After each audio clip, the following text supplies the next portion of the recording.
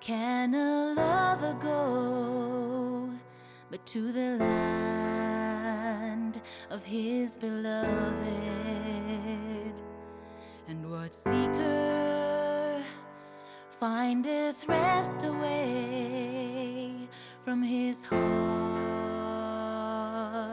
desire? Was Bertaline Alien. She said, I first heard of the Baha'i cause a little before 1900 while I was in school in Paris. There I met a small group of people, a few American students like myself, who seemed to be involved in a new religion stemming from Persia. I can't say that I was especially impressed by what they said. Rather, I was attracted by these people as unusual people. One in particular, a very beautiful girl who seemed to radiate a special magnetic charm.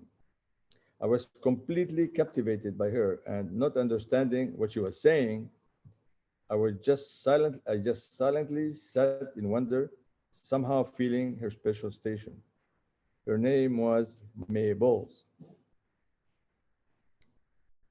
So, as they did the research, they found out that she had written the names of all those believers that came through her meetings and that became a Baha'i. And there's a list of the names and when they became Baha'is and the letters they sent to Abdu'l-Baha, because at that time people used to send letters asking Abdu'l-Baha, that they want to join the faith, and it's a declaration.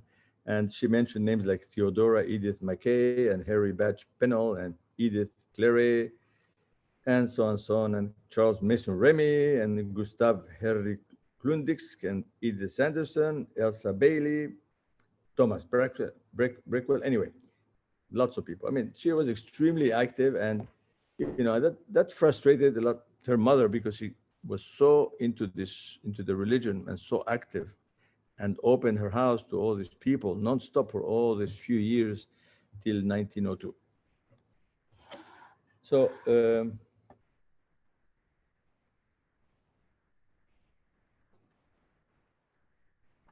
so during that time, um, as she was so wrapped up in all this Baha'i work, that was the time when her future husband, Mr. Maxwell, had arrived as an architect to study in Paris, and was a friend of her brother. And he came to the house and he got to see her. And so that period is the beginning of their friendship and the courtship and the engagement, and ended up in the marriage. But she basically was torn between her love for him. I mean, once she got used to him, because she did at first, she was pushed him away, but she got attached to him. But she was more attached to Abdu'l-Baha and didn't want to leave Paris, and didn't want to get married that fast. She was older than him by 4 years, I believe. But she understood, you'll see later from the letters of Abdu'l-Baha, that she wanted to make sure that they had a spiritual union. And he was more into art and, aesthetics and all that. And she was really, pushing the faith.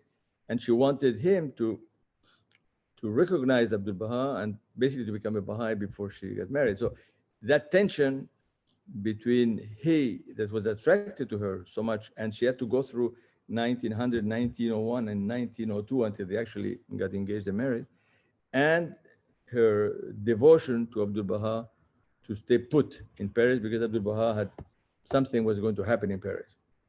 So she obeyed. So May, as I was mentioning, she was determined to put, Susie, please. Susie, the lights. May was determined to put the friendship on a proper footing. Perhaps a result of past experience, she could not bear relations that were not founded on spiritual understanding. So after the Fontainebleau visit, because they had met in Fontainebleau and he had come to spend time with her in somebody's house, she tried to draw young Mr. Maxwell out. She tried to go beyond superficialities and know him better. So, um, he kept writing to her. I mean, even when he traveled across Europe, he would send her postcards and details of what he observed. But this is the first letter that can be considered his first love letter to her. So I just read it to you. She says, "My dear Miss Bowles." Now, um, at one point, he used to call her dearie, and she hated that, and she made sure that he never used that again. So from then on, during the rest of their lives, she called her always dearest May. But at that point, he was saying, "My dear Miss Bowles, I have just arrived home and I will now start that which I never finished or showed to you, namely a letter. Now, to settle the above enigma, the other night upon arriving home, I started a letter to you. I had nothing particular to say, but I found in such a natural thing to do, for you always leave such pleasant impressions and thoughts with me after having been in your presence for an evening. Tonight passed so pleasantly, and I so thoroughly enjoyed our little talk that you now know me in a deeper manner after our interesting little cross-examination, and that you find me not any the less interesting affords me the keenest pleasure. This may reach you before we deposit your brother's renderings in the charrette, because they were both studying architecture. And in case it does, I bid you cheer up, for the worst is yet to come. And in any case, Randolph, her brother, and Sutherland have had much valuable experience in doing the salle de concert. Somehow, I now think of Fontainebleau and its treasures, and it is a source of satisfaction to me to think that one of them is now in Paris, and that I may have the pleasure of seeing that treasure ere the sun sets tomorrow evening. As ever, your sincere friend, W.S. Maxwell. Anyway, so that's the beginning of this whole thing. And I'm not going to go into all the details of his studies and who he was. Apparently, he was just extremely bright and was quite an amazing person. So again, from then on, it was dearest May. He used to come and see her when she was posing for a painter. It usually was in 1900, about 1:30 p.m. when she was sitting for her portrait, and the artist was Pierre-Émile Corneille, who would eventually made a name for himself as the painter of the soul. Now,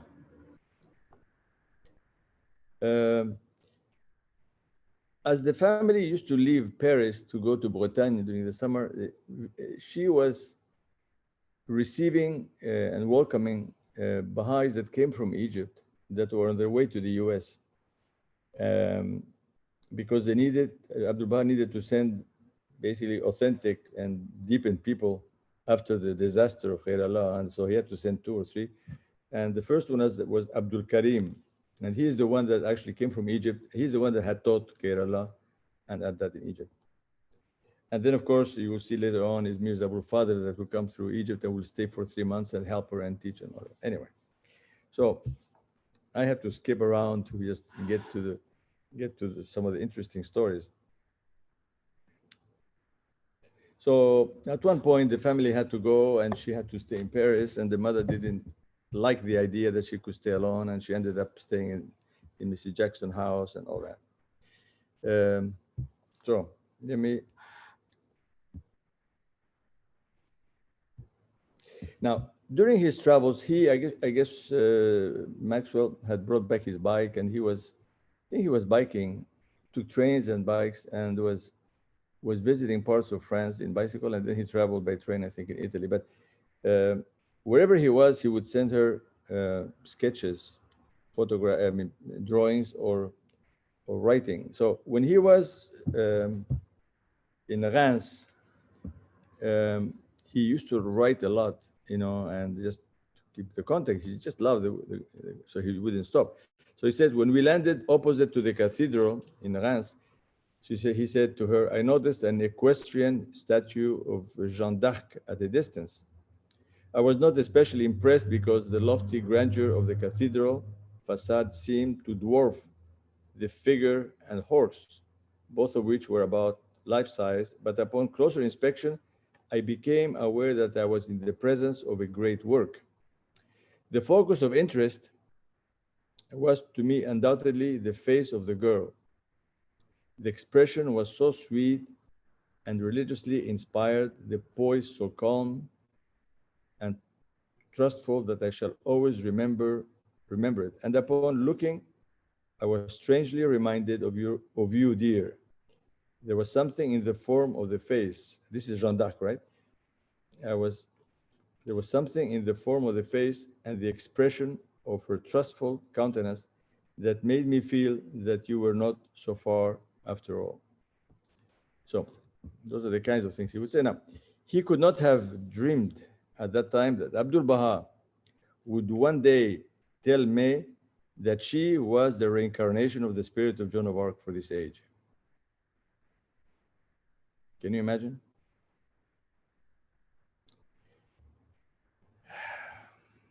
Anyway, so Nice. very nice. The kinds of things that Abdu'l-Baha said, and she was 31 years old, the kinds of things he said when we go through the tablets, it's really astounding. You know, and to think that she was the mother of Ruhiyya Khanum, who married the guardian. I mean, you can see where this is going in terms of the story of the faith. And it's just amazing. I mean, this is what happened. So he wrote all kinds of things, you know, tons of letters and caricatures and descriptions. So they have been talking, they were getting close, and the mother was suspicious because he was hanging around the house so much. They could, she was wondering when were they going to get, you know, closer enough to get married. I mean, that's the way it looked. He was so present. So the story of Sutherland's proposal and May's response perfectly depicts the nature of the young couple's relationship. According to Ruhiyya Khanum, when Sutherland finally found the courage to raise the subject, he did so with such shy diffidence, such uncertainty and hesitation, that after listening to him mumbling for some minutes, May finally accosted him saying, "Sutherland, are you proposing to me?" He was so taken aback by the question that he humbly concurred. In that case, May replied, "I accept." They were formally engaged on his birthday, 14 November 1900, but Mrs. Bowles was not told of the difference of age because she didn't know that May was 4 years older. Anyway, and she, I guess, didn't tell her for a couple of years. So anyway, so we go through this engagement business now. Now, this is 1900 now. 1901, there were a group of people wanted to go back to visit Abdu'l-Baha, and she was planning to go with them. I think it was Helen Ellis Cole and Laura Barney and others. And so, but then Abdu'l-Baha turned down her request to come to Palestine. He says, your priority is not to come, is to stay in Paris. So he writes to her, he says, "O thou who art attracted by the magnet of the love of God, rejoice at the grace of God and at the favors he hath vouchsafed unto thee, for he hath illumined thy heart through the light of his bestowals in the prime of thy youth." Okay, 31. "And hath drawn thee away from all things through his love. Thou hast thus occupied thyself by day and by night in praise of him and in prayer to him, at morn and at eventide, and hast been enkindled with the fire of his love, both in the gloomy hours of the night and in the brilliant light of the day. O maidservant of God, by God the eternal truth, verily the mercy of thy Lord upon thee is great, very great, and he shall soon strengthen thee in that wherein no one hath been strengthened in those regions. Then thou wilt proclaim and cry aloud, saying, how blessed am I for this great favor, and how rejoiced am I for this manifold bounty. As to thy request to come to this blessed spot, for the present, it is necessary for thee to be there in Paris and to remain with the beloved ones, the believers. Until the cause of God is firmly established in that city, it is not permissible for the believers and the maidservants of the merciful to disperse. Nay, it is necessary for all of them to assemble together and exert themselves to the utmost to diffuse the fragrances of God. When the opportunity presents itself, thou wilt be permitted to come. All right.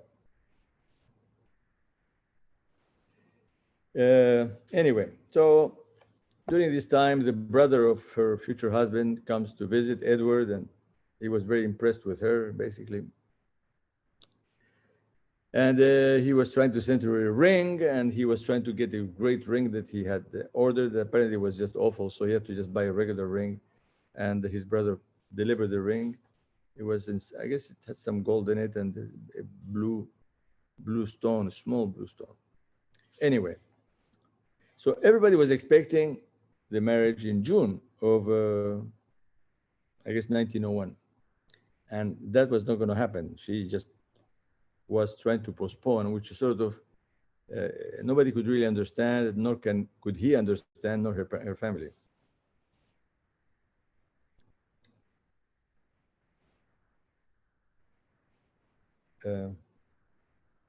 So in the meantime, everyone in Paris was getting engaged. Many of her friends were getting engaged.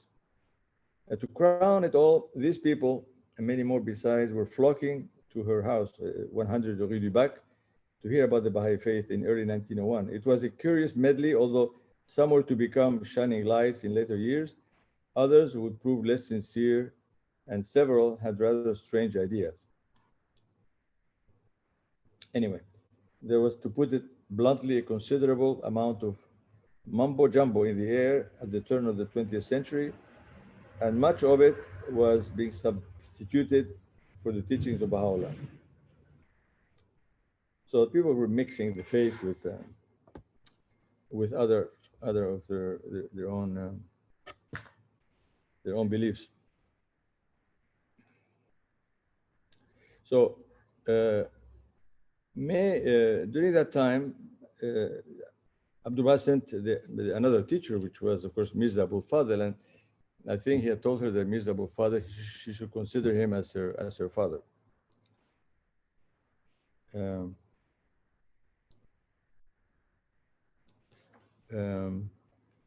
Let me see.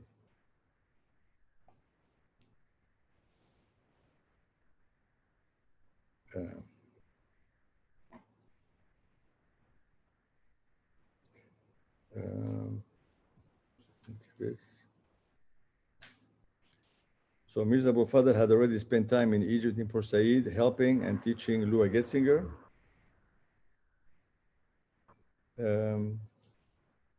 Anyway, so that period when people were discovering what Khairallah was not only using the faith to extract money from the early believers, but was filling their minds with other beliefs. It was really very confusing time. And that's why Abdu'l-Baha was sending these deepened believers, including Mirza Abul Fadl. So May, was during that time, she was able to spend time with Mirza Abul Fadl. So she was ready to learn and was eagerly anticipating the arrival of Mirza Abul Fadl.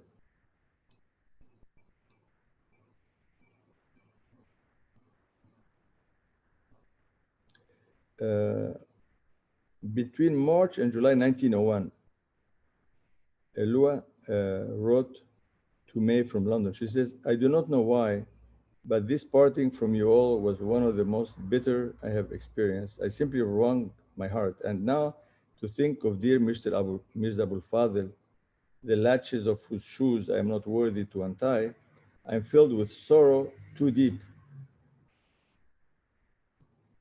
for words. Our Lord, Rohi Fida, told me that I must love Mirza Abul Fadl as my own father. That's what Lua Getzinger was saying. And as you know, both of them are buried in the same cemetery in Egypt.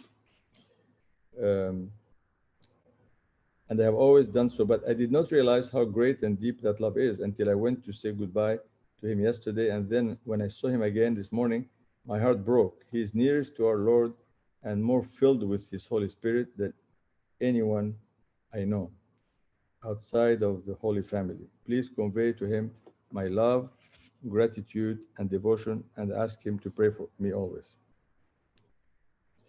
There was a footnote about Mirza Abul-Fadl that says that according to Ahmad Sohrab's diary, cited by Ruya Khanum in her notes, the master said of Mirza Abul-Fadl, he said, the life of Mirza Abul-Fadl was God-controlled and God-propelled. Not for 1 second did he set his own will above the will of God.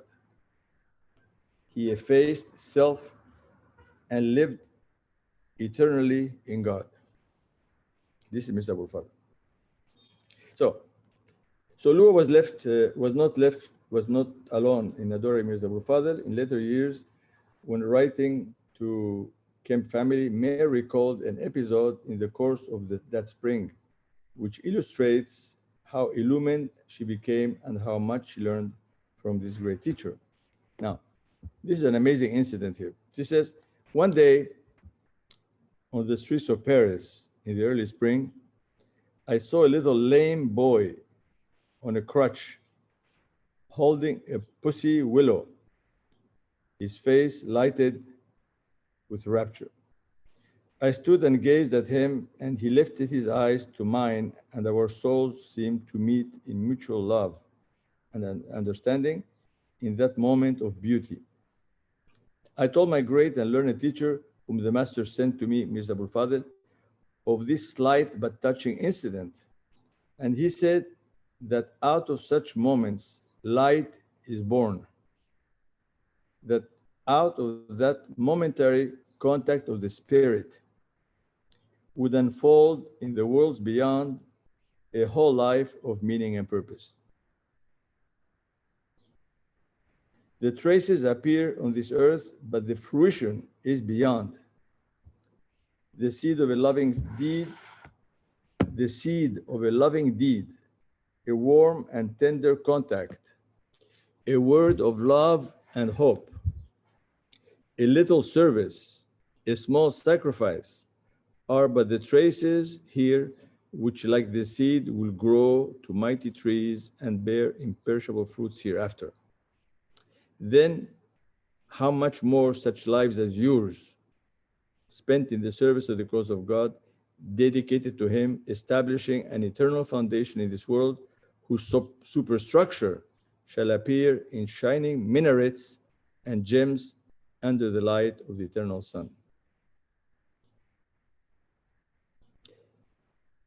So a little thing one does, according to him, has repercussions and fruits and bears amazing fruits in the next world. To me, this is one of the most amazing quotes I have come across. Excuse me, Kamal.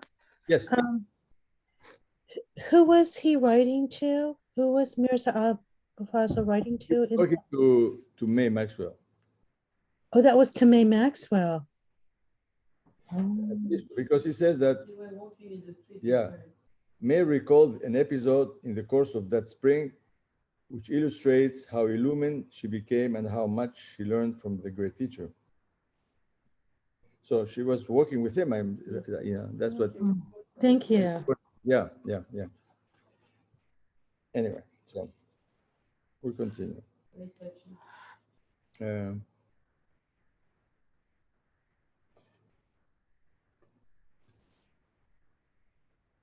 So May had a dilemma in her hands, as I mentioned. She knew from everything that Mirza Abul-Fadl had told her that the master had placed great hopes on her activities in Paris, and she had received a tablet from Abdu'l-Baha stating that she should not leave Paris or its environments unless absolutely necessary. So she could not leave now.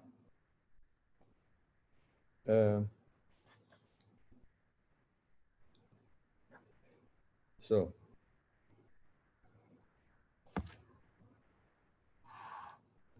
my dear mother, a broad-minded and beautiful person, yet with very natural maternal reservations, had written Abdu'l-Baha stating that this year was the last she and her two children, my brother and I, would spend in France after an 8-year sojourn, that I was tired after the winter's work. Alas, it tired her just to think of it, and that she wished the master to permit me to spend the summer with her in Brittany. Abdu'l-Baha replied in a tablet to me in which he said that on no account should I leave Paris. My mother was dumbfounded and very indignant. She told me once more that she could not understand my allegiance to this man in a Turkish prison who interfered with our family life. Although my mother was a beautiful and gracious person, broad and liberal in her views, and towards the end of her life reposed her whole trust in Abdu'l-Baha, yet at that time she was greatly disturbed.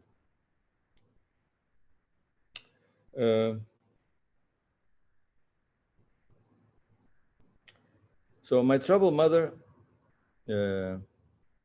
opened her heart to Mirza Abul Fadl, who was frequently our guest and whom my mother greatly revered, and for her sake, he again wrote to the master about the coming summer months, fully explaining the situation. Again, the master replied, but this time he modified his decree, stating that I might leave Paris for 1 day. My mother then told me that I had made my own choice as between her and the Turkish prisoner, that the consequences were upon me, that she intended to close our apartment, that no doubt my Baha'i friends would look after me, and in this spirit of pain and anger, of utter blindness to the deep significance of it all, she and my brother left for the seaside. So once the reply of the master came, May had needed no further proof of divine will. She knew she could not budge. Her mother, on the other hand, had needed no further proof of diabolic influence. As far as she was concerned, this so-called master was encouraging her daughter to violate all things she held most sacred. As May wrote in her notes, I knew the meaning of the words of Abdu'l-Baha when he said, it is not the sacrifice of oneself in the path of God, but the sacrifice of the nearest and dearest that brings the greatest pain to the heart. She must have been shaken to the roots of her soul as her mother swept off to Brittany in high dudgeon, trailing Randolph, Frank, and their dog Puck behind her. So she was so depressed, she spent the whole night in prayer on the floor of the tiny hotel room that she had rented. Because she was left alone and she was so upset by the way the mother.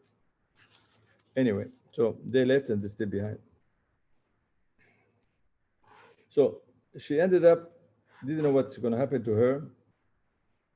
After spending that first night weeping in a hotel, May rose in the morning determined to fulfill her promises to Abdu'l-Baha. The next day was a Friday, our meeting day, held at the beautiful home of Mrs. Jackson on the Avenue d'Iéna. And when she learned that my family had gone away, she put me at my disposal a small apartment on the courtyard back of her home. So she ended up having a place to live. And so several people had come, including Hippolyte Dreyfus and all that. So it was like, it's okay, God took care of her.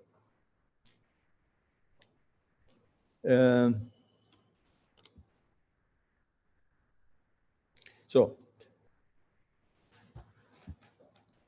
on 24th July 1901, we're still 1901, just before Mirza Abul Fadl's departure for America, May had written a letter to Abdu'l-Baha thanking him for the illumination imparted by this great teacher, asking him to bless the few souls she was teaching herself and confirming her intention to remain in Paris according to his expeditious instructions.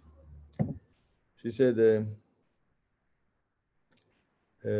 oh, my beloved, tomorrow our revered and beloved guide, Mirza Abul Fadl, is leaving us, and I long to thank thee for the great bounty and kindness in sending to thy humble servants in Paris this pure and honored servant of God. I thank thee in the name of all the believers in this city for the clear, bright stream which thou hast poured out on us through the lips of the blessed servant. My beloved master, and this time I'm staying in the home of my dear sister, Mrs. Jackson, and I have received from her the greatest love, kindness, and hospitality. I humbly entreat for her and for thy pure and tender son, Sigurd Russell, that thou will strengthen and confirm them in thy cause. Now, so she tells that there was a 15-year-old boy, Sigurd Russell, who was a foster child, who also was touched by the faith, and then in her notes, um, um, she tells at that point the breathtaking story of Thomas Breakwell. She says, when one morning a friend who had just returned from America sought me out and brought with her a young man of such rare charm and vivid presence that the moment of meeting as they stood at my door left an indelible impression. In one flash, he appeared to me as a veiled light, and Mrs. M said he was a stranger, and she took him in. We entered the little apartment, and I found myself in the presence of Thomas Breakwell. The lady explained that they had crossed together coming to France, that he was interested in theosophy, that she knew I had kindred interest. Thus, she brought him to me. So we spoke a little on spiritual matters, but without mentioning the cause of his plans for a 3-month visit to European countries. And finally, when they arose to leave, he had looked at me often with a strange, searching intentness. He asked if he might come again. He arrived the next morning, and standing in the same spot before my door, I beheld him utterly transformed. The veil which I had seen over that burning, radiant spirit had been torn asunder, and he entered like one in a dream.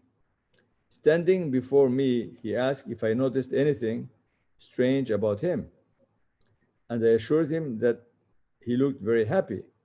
He did not smile, but looking intently at me, he said that something strange had happened and that he did not know what was the matter with him. Reassuringly, I bade him sit down and tell me, all the time I was with you yesterday, I had a strange, unaccountable feeling, and when I left, I walked alone down the Champs-Élysées. You remember, it was a warm, still day, not a leaf was stirring, when suddenly a wind rushed upon me and whirled about me with such violence that I could barely stand on the ground. Then out of the wind came a voice saying, Christ has come again, Christ has come again, Christ has come again. He gazed at me with wonder and a certain fear. Now he said, do you think I am becoming insane? No, she said, you are just becoming sane.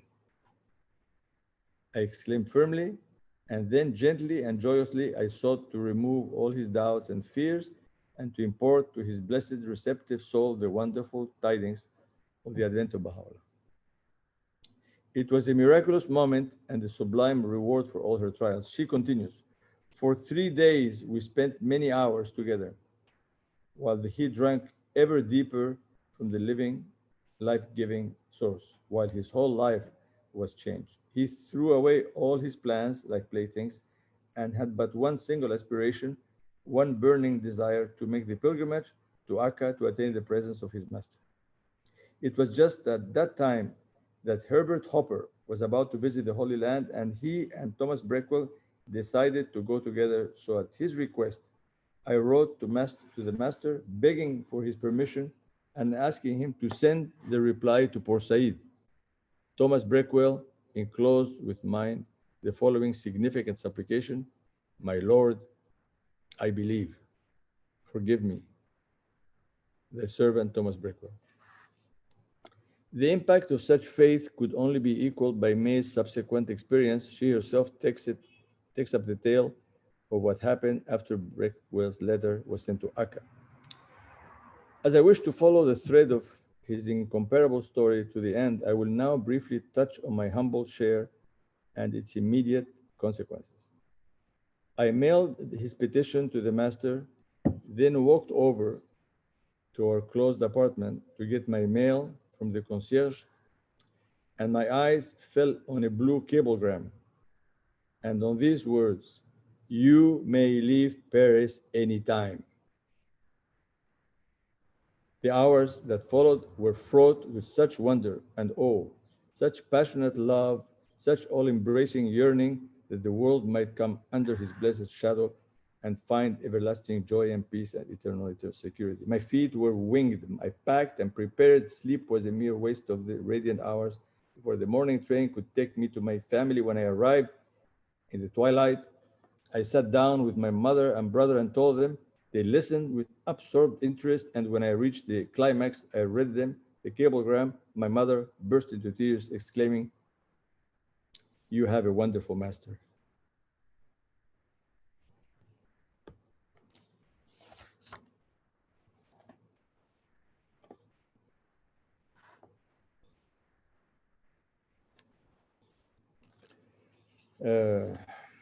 Okay.